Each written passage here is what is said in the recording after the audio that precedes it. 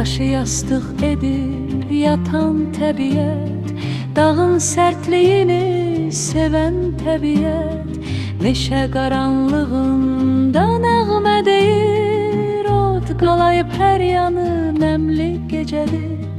Yol uzaq özünü tapmaq üçün doğulmusan, ayağın bərk bassın, budaq kimi qırılmısan. Arxanca əcdad küləyi əssin, səslərə qulaq as, qoy eşidilsin. Qızılcam, nefrit qap, pul nəyə lazım, ürəyimi qaraldır. Qılın çəkəm, az qalsın sarı çay don bağlar. Sahara qar tutar bir gün səhralar, buz bağlar.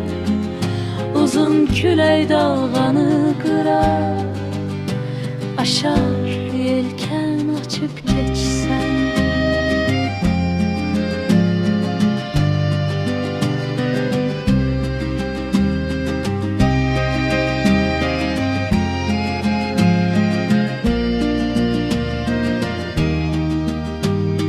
Uçsuz dəniz, dumanlı yol, sən tək deyilsən. Hər şırıltıda, xışıltıda bunu bilirsən. İzlədiyin addım izlərindən görürsən, sən əbədisən.